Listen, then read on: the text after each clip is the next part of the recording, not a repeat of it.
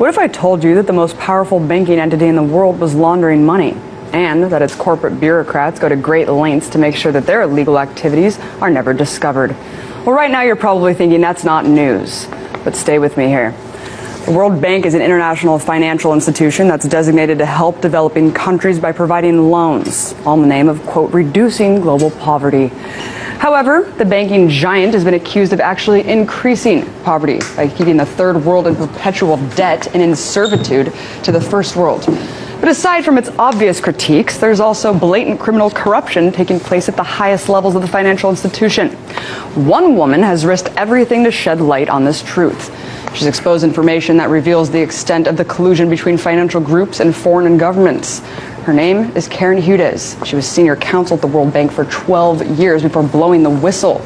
She's joining me now to talk about her experience and what it all means for the rest of us. I'm joined by Karen Hudes. Thank you so much for coming on, Karen. Thanks for having me. What exactly, where was this money being laundered? To whom?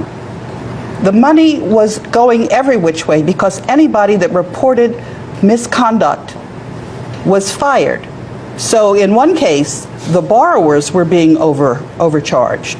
In another case, I was reporting corruption in the Philippines. $900 million worth of money that should have gone to fight poverty in the Philippines instead went to a corrupt man, Lucio Tan, who was in default on his loans.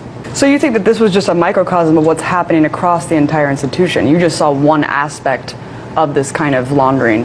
It wasn't just me. There's a group of World Bank whistleblowers. There's one of us from the United Kingdom, there's one of us from Mexico, there's one of us from India, there's one of us from Ethiopia, and we're all reporting the same thing, corruption from top to bottom of that institution. The money's going every which way but where it needs to go to fight poverty. And so you said that you were kind of stifled. You went to the government and then you had a couple senators on your side, congresspeople.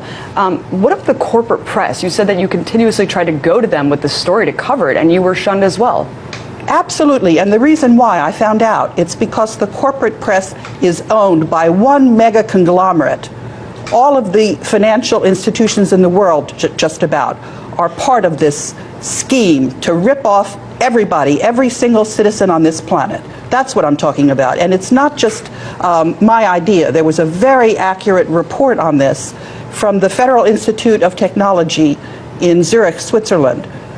3 mathematicians looked at accurate corporate data on 43,000 transnational companies, and they reported that through very clever interlocking corporate directors, these groups managed to grab 10 times the power than they otherwise had in their finances. So they own 40% of the assets of all of the companies traded on the capital markets of the world, and they own 60% of the earnings for every year.